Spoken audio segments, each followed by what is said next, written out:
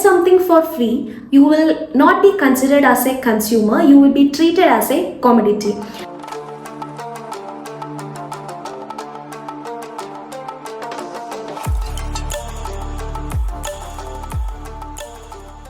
രണ്ടായിരത്തി 2023 കർണാടക സ്റ്റേറ്റ് ഇലക്ഷന് ശേഷം കോൺഗ്രസ് അധികാരത്തിൽ വന്നപ്പോൾ അവർ കൊണ്ടുവന്ന കുറെ സ്കീംസിൽ ഏറ്റവും പോപ്പുലർ ആയിട്ടുള്ള ഒന്നാണ് ഈ ശക്തി സ്കീം എന്ന് പറയുന്നത്. അതായത് ഈ സ്കീം പറയുന്നത് ട്രാൻസ്ജെൻഡേഴ്സിനും സ്ത്രീകൾക്കും കർണാടകയിൽ ഫ്രീ ആയിട്ടുള്ള ട്രാൻസ്പോർട്ടേഷൻ ബസ്സസിൽ പ്രൊവൈഡ് ചെയ്യാന്നുള്ളതാണ് ആ ഒരു സ്കീമിൽ പറയുന്നത്. അപ്പൊ ഈ ഒരു വാർത്ത അന്ന് നമ്മൾ കണ്ടപ്പോൾ നമുക്ക് എല്ലാവർക്കും തോന്നിയിട്ടുണ്ടായിരിക്കും, എന്തിനാണ് ഇപ്പം കർണാടകയും കൊടുക്കുന്നുണ്ട് തമിഴ്നാടും കൊടുക്കുന്നുണ്ട്, ഇങ്ങനൊരു സ്കീം വെറുതെ കൊടുക്കുന്ന വഴി ഗവൺമെന്റിന് അത് ശരിക്കും നഷ്ടമല്ലേ എന്നൊക്കെ നമുക്ക് തോന്നുമായിരിക്കും. പക്ഷെ ഒരു ലാഭവും ഇല്ലാതെ നമ്മൾ ആരെങ്കിലും എന്തെങ്കിലും ഒരു കാര്യത്തിലേക്ക് നമ്മൾ മുൻകൈ എടുത്തു വെക്കുമോ? ഇല്ല. എന്തെങ്കിലും ഒരു ലാഭം ഉള്ളത് കൊണ്ടാണ് നമ്മൾ ഓരോ കാര്യങ്ങളും ചെയ്യുന്നത്. അപ്പൊ ഗവൺമെന്റും ഒരു ലാഭം അല്ലെങ്കിൽ ഒരു ഇത് മുന്നിൽ കണ്ടിട്ടായിരിക്കണം ഈ ഒരു സ്കീം അവര് കൊണ്ടുവന്നിരിക്കുന്നത്. അപ്പൊ ഇന്ന് നമ്മൾ ഈ വീഡിയോയിൽ നോക്കാൻ പോകുന്നത് എന്താണ് ശക്തി സ്കീം, എന്തിനു വേണ്ടി ഇത് കൊണ്ടുവന്നു, അതായത് വാട്ട്, വൈ, വെൻ, പിന്നെ ഇതിന്റെ ഇപ്പോഴത്തെ ഒരു കറന്റ് സ്റ്റേറ്റസ്, പിന്നെ ഇതിന്റെ പ്രോസും കോൺസും, അതുപോലെ തന്നെ പബ്ലിക് ഒപ്പീനിയൻസ്, ഇത്രയും കാര്യങ്ങളാണ് ഇന്ന് ഈ വീഡിയോയിൽ ഇൻക്ലൂഡ് ചെയ്തിരിക്കുന്നത്. സോ വീഡിയോയിലേക്ക് പോകും. സോ ഫസ്റ്റ് ചോദ്യം, എന്താണ് ഈ ഒരു ശക്തി സ്കീം? അതായത് ഫ്രീ ആയിട്ട് നമ്മൾ ആദ്യം തന്നെ പറഞ്ഞു, സ്ത്രീകൾക്കും ട്രാൻസ്ജെൻഡേഴ്സിനും കർണാടകയുടെ ബൗണ്ടറിക്കകത്ത് ഫ്രീ ആയിട്ടുള്ള ട്രാൻസ്പോർട്ടേഷൻ കൊടുക്കുക. അതായത് പെർമനന്റ് ഡൊമിസിലി ആയിരിക്കണം എന്നുള്ള ഒരു കണ്ടീഷൻ ഉണ്ട്. അതിനാദ്യം അവർ പറഞ്ഞത് ഒരു സ്മാർട്ട് കാർഡ് പോലെ ഒരു കാർഡ് കൊടുക്കുന്നതാണ്. പക്ഷെ ഇപ്പോഴും ഒരു വർഷത്തിന് ശേഷവും ഞാനൊന്നും ഇതുവരെ ബസ്സിൽ ആരും ആ കാർഡോ എല്ലാവരും ഇപ്പോഴും കൊടുക്കുന്നത് ID പ്രൂഫ് ആയിട്ടുള്ള ആധാറോ അല്ലെങ്കിൽ വോട്ടേഴ്സ് ID ആണ് കാണിക്കുന്നത്. ആ സ്മാർട്ട് കാർഡ് എന്ന് പറയുന്ന ഒരു സാധനം ഇതുവരെ ആരും കൊടുത്തൊന്നും ഞാൻ ബസ്സിൽ കണ്ടിട്ടില്ല. അപ്പൊ അതാണ് അതിന്റെ ഒരു ക്രൈറ്റീരിയ. അതായത് ഈ ഒരു ID നമ്മൾ കർണാടകയുടെ പെർമനന്റ് ഡൊമിസിലി ആയിട്ടുള്ള വുമൻസിനും ട്രാൻസ്ജെൻഡേഴ്സിനും free transportation across a boundary of Karnataka, അതാണ് ഈ ഒരു ശക്തി സ്കീം എന്ന് പറയുന്നത്.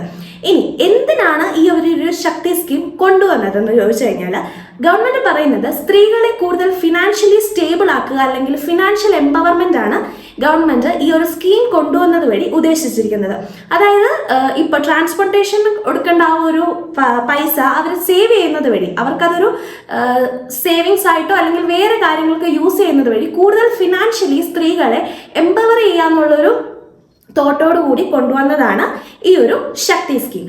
ഇനി ഏതൊക്കെ ബസ്സിലാണ് ഈ ഒരു ഫ്രീ പാസ് അല്ലെങ്കിൽ ഫ്രീ ആയിട്ടുള്ള ട്രാവല് നമുക്ക് കിട്ടുന്നതെന്ന് ചോദിച്ചു കഴിഞ്ഞാൽ, ഓർഡിനറി ബസ്സസ്, അതായത് കർണാടക KSRTCയിൽ കിട്ടും, പിന്നെ BMTC ബാംഗ്ലൂരിലെ BMTC, AC ബസ്സസിൽ കിട്ടില്ല, ഇലക്ട്രിക് ബസ്സസിൽ കിട്ടും, AC അതുപോലെ തന്നെ അവരുടെ സ്ലീപ്പേഴ്സ് വരുന്നുണ്ടല്ലോ ഐരാവത്ത്, അതിന്റെ AC ആയിക്കോട്ടെ നോൺ AC ആയിക്കോട്ടെ, ഈ കാറ്റഗറീസിൽ ഒന്നും കിട്ടില്ല.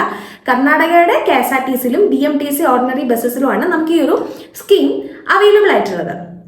ഇനി ഈ ഒരു സ്കീമിന്റെ കറന്റ് സ്റ്റേറ്റസ്, അതായത് ഏകദേശം കറക്റ്റ് ഒരു വർഷമായിട്ടുണ്ട്. ഇപ്പൊ ജൂൺ 2024 ഒരു വർഷം കഴിഞ്ഞപ്പോൾ ഈ ഒരു സ്കീമിന്റെ കറന്റ് സ്റ്റാറ്റസ് എന്ന് പറയുന്നത്, കഴിഞ്ഞ ഒരു വർഷം ഏകദേശം 229 crore ഫ്രീ ടിക്കറ്റ്സ് ആണ് ഇതുവരെ ഒരു വർഷത്തിനുള്ളിൽ കൊടുത്തത്. അതായത് 229 കോടി ഫ്രീ ടിക്കറ്റ്സ് കൊടുത്തപ്പം 5500 കോടി രൂപയാണ് ഗവൺമെന്റ് ഈ ഒരു സ്കീമിന് വേണ്ടി ചെലവാക്കിയത് ഒരു വർഷത്തിനുള്ളിൽ. ഇപ്പൊ ഗവൺമെന്റ് പറയുന്നത് ഈ ഒരു സ്കീം ലോഞ്ച് ചെയ്തതിന് ശേഷം അവർക്ക് ശരിക്കും ടാക്സ്, അതായത് GST കളക്ട് ചെയ്യുന്നത് വഴി അവർക്ക് ഭയങ്കരമായിട്ട് ഇംപ്രൂവ്മെന്റ്, അതായത് ഏകദേശം 309 കോടി അവർക്ക് ടാക്സിൽ ഇൻക്രീസ് വന്നിട്ടുണ്ടെന്നാണ് കാണിക്കുന്നത്. അതായത് ഈ ട്രാവലിൽ വഴി സേവ് ചെയ്തിരിക്കുന്ന കുറെ പൈസ അവർക്ക് തന്നെ ഗവൺമെന്റിലേക്ക് തന്നെ റിട്ടേൺ വന്നെന്നാണ് അവർ പറയുന്നത്. സ്വാഭാവികമായിട്ടും നമുക്കറിയാം, ഇപ്പൊ ഇവിടെ ഈ ഒരു സ്കീം അവർ കൊണ്ടുവന്നപ്പോൾ ഇപ്പോഴത്തെ അവർ വേറെ എന്തെങ്കിലുമൊക്കെ കാര്യങ്ങളിൽ മാറ്റം കൊണ്ടുവന്നിട്ടുണ്ടായിരിക്കും അല്ലെ. ആ ഒരു ഇതിലേക്കൊന്നും നമ്മൾ ഡീറ്റെയിൽ ആയിട്ട് പോകുന്നില്ല. ഇവിടെ ഇത് കുറച്ചിട്ടുണ്ടെങ്കിൽ ഇപ്പോഴത്തെ സൈഡിൽ നോക്കുവാണെങ്കിൽ പല കാര്യങ്ങളും ഇൻക്രീസും ചെയ്തിട്ടുണ്ടായിരിക്കും. പിന്നെ ഈ ഒരു സ്കീം ലോഞ്ച് ചെയ്തതിനു ശേഷം ഒരുപാട് സ്ത്രീകൾ ഇപ്പോൾ കഴിഞ്ഞ വർഷത്തേനെക്കാട്ടിലും പുറത്തേക്ക് ഇറങ്ങുന്നുണ്ടെന്നാണ് അവരൊരു കണക്ക്. അതായത് അമ്പലങ്ങളിലായിക്കോട്ടെ, അങ്ങനെ ടൂറിസ്റ്റ് സെന്റേഴ്സിലൊക്കെ പോകാൻ വേണ്ടി ഒരുപാട് സ്ത്രീകൾ പുറത്തുനിന്ന് വഴി അവിടുന്ന് ഗവൺമെന്റിന് ഒരു ഇൻകം പോലെ ക്യാഷ് വരുന്നുണ്ട്. സോ അവർക്കിതൊരു ലോസ് അല്ല എന്നാണ് അവർ പറയുന്നത്. ഡീറ്റെയിൽ ആയിട്ടുള്ള സംഭവം കണക്കൊന്നും നമുക്ക് അപ്രോപ്രിയേറ്റ് അല്ല. ഇതിപ്പോൾ ലേറ്റസ്റ്റ് ആയിട്ട് അവർ ഒരു ഗ്രൂപ്പ് നടത്തിയിരിക്കുന്ന സ്റ്റഡിയിൽ പറഞ്ഞിരിക്കുന്ന കാര്യങ്ങളാണ് ഇപ്പൊ ഞാൻ പറഞ്ഞത്. ഫിനാൻഷ്യൽ എംപവർമെന്റ് കൂടാതെ സ്ത്രീകളുടെ എംപ്ലോയ്മെന്റിലും ഭയങ്കരമായിട്ടുള്ളൊരു ഇൻക്രീസ് കണ്ടിട്ടുണ്ടെന്നാണ് ഇപ്പൊ പറയുന്നത്. അതായത് 2022 ഒക്ടോബർ നവംബർ കാലഘട്ടത്തിൽ ലേബർ ഫോഴ്സ് പാർട്ടിസിപ്പേഷൻ റേറ്റ് സ്ത്രീകളുടെ കേസിൽ 25% ആണെങ്കിൽ ഈ ഒരു സ്കീമൊക്കെ ലോഞ്ച് ചെയ്തതിന് ശേഷം 2023 അത് 30.2% ആയിട്ട് ഇൻക്രീസ് ചെയ്തിട്ടുണ്ട്. അപ്പം വുമൺ എംപ്ലോയ്മെന്റിനെയും അവർക്ക് ഇൻക്രീസ് ചെയ്യാൻ പറ്റിയിട്ടുണ്ടെന്നാണ് അവർ പറയുന്നത്. അതായത് സ്ത്രീ ശാക്തീകരണം അവിടെ നടന്നിരിക്കുന്നു എന്നാണ് ഇവരിപ്പോൾ പറഞ്ഞു വരുന്നത്.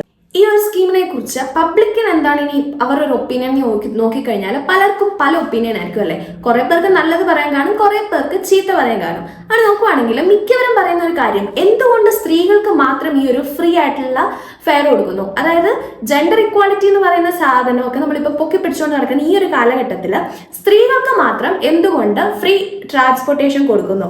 ഒന്നെങ്കിൽ അത് ജെൻഡർ ബേസിസിലല്ലാതെ ഒരു എക്കണോമിക് ബേസിസിൽ, അതായത് പുവറർ അങ്ങനെ കൊടുക്കണമായിരുന്നു, അല്ലാതെ ജെൻഡറിനെക്കാട്ടിലും ബെറ്റർ ആ ഒരു ഓപ്ഷൻ അല്ലേ എന്ന് ചോദിക്കുന്ന കുറെ പേരുണ്ട്. ചിലർ ചോദിക്കുന്നത് ഇങ്ങനെ, അതായത് ഒരു ഗ്രൂപ്പ് ഓഫ് ആൾക്കാർക്ക് കൊടുക്കുന്നതിന് പകരം മൊത്തത്തിൽ ഇത്ര പെർസെൻറ്റേജ് ഫെയർ റെഡ്യൂസ് ചെയ്യുവാണെങ്കിൽ അതല്ലേ ബെറ്റർ എന്ന് ചോദിക്കുന്നവരുണ്ട്. അതായത് മഹാരാഷ്ട്രയിൽ നോക്കുവാണെങ്കിൽ സ്ത്രീകൾക്ക് അവിടെ 50%, 50% ഓഫ് ദ ഫെയർ അവർ പേ ചെയ്യണം, 50% അവർക്ക് ഫ്രീ. അങ്ങനെയാണ് മഹാരാഷ്ട്രയിൽ. അങ്ങനെ എന്തെങ്കിലും കൊണ്ടുവന്നാൽ പോരെ. അപ്പോൾ അവിടെ ഗവൺമെന്റിന് കുറച്ച് കിട്ടുന്നുണ്ട്. ഇവിടെ നോക്കുമ്പോൾ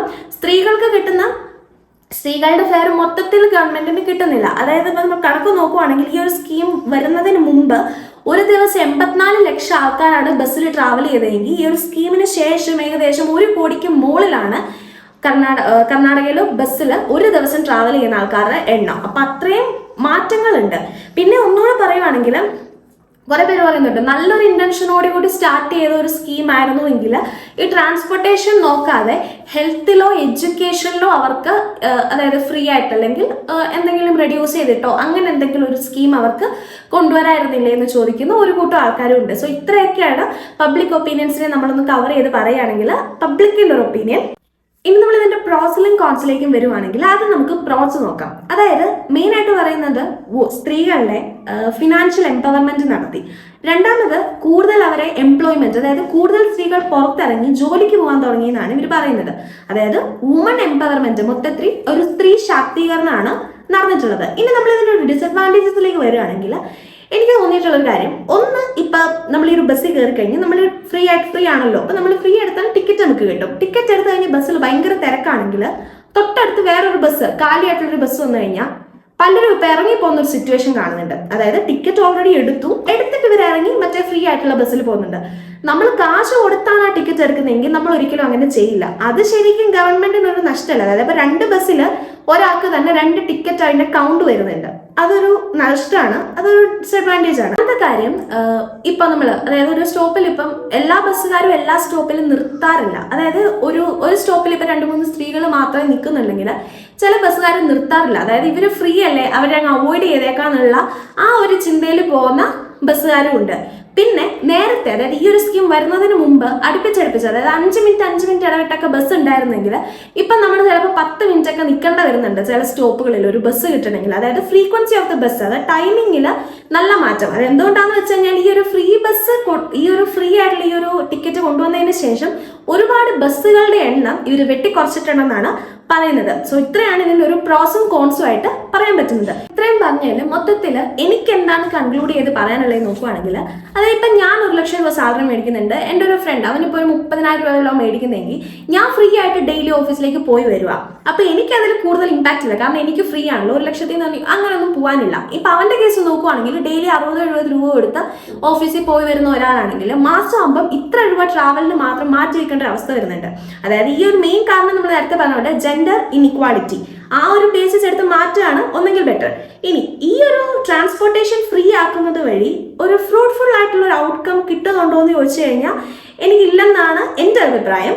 ഇതിന് പകരം ഗവൺമെന്റിന് ഒരുപാട് നല്ല കാര്യങ്ങൾ അല്ലെങ്കിൽ വേറെ യൂസ്ഫുൾ ആയിട്ടുള്ള കാര്യങ്ങളിലേക്ക് അവർക്ക് കോൺട്രിബ്യൂട്ട് ചെയ്യാവുന്നതാണ്. അതായത് ഇപ്പൊ ഈ ഒരു ഫ്രീ ട്രാൻസ്പോർട്ടേഷൻ വന്നതിന് ശേഷം ഏകദേശം ഡെയിലി 14 കോടി രൂപയാണ് ഗവൺമെന്റിന് ചെലവാകുന്നത്. ആ പൈസ കൊണ്ട് അവർക്ക് വേറെ എന്തൊക്കെ കാര്യങ്ങൾ ചെയ്യാം? അതായത് ഹെൽത്ത് കെയർ ബെറ്റർ ആക്കാം, അല്ലെങ്കിൽ എഡ്യൂക്കേഷൻ ബെറ്റർ ആക്കാം, അതായത് ഗവൺമെന്റ് ഹോസ്പിറ്റൽസിന്റെ കൂടുതൽ ഫെസിലിറ്റീസ് ഇൻക്ലൂഡ് ചെയ്യാം. അങ്ങനെ ഒരുപാട് കാര്യങ്ങൾ ചെയ്യാൻ പറ്റുന്നുണ്ട്. അതും ഒരു ബൗണ്ടറീസും ഇല്ലാതെ പബ്ലിക്കിന് എല്ലാവർക്കും ഈക്വലി കിട്ടുന്നത് പോലെ ചെയ്യാൻ പറ്റുന്നതാണ്. പക്ഷെ അത് ചെയ്യാതെ അവരിത് എന്തുകൊണ്ട് ചൂസ് ചെയ്തു എന്നുള്ളത് ഇപ്പോഴും ഒരു ചോദ്യമാണ്. ട്രാൻസ്പോർട്ടേഷൻ ചൂസ് ചെയ്തത് എന്തുകൊണ്ടാണെന്നുള്ളത് ഒരു ചോദ്യമാണ്. ഇപ്പൊ നമുക്ക് പറയാൻ പറ്റും, when you get something for free you will not be considered as a consumer, you will be treated as a commodity. അപ്പോൾ നിങ്ങളുടെ ഒരു ഒപ്പീനിയനിൽ എന്താണ് ഈ ഒരു ഫ്രീ ട്രാൻസ്പോർട്ടേഷനെ കുറിച്ച് നിങ്ങളുടെ ഒപ്പീനിയൻ എന്താണെന്ന് താഴെ കമൻറ്റ് ചെയ്യുക. വീഡിയോ ഇഷ്ടപ്പെട്ടാൽ സബ്സ്ക്രൈബ് ചെയ്യുക, ലൈക്ക് ചെയ്യുക. Thanks for watching.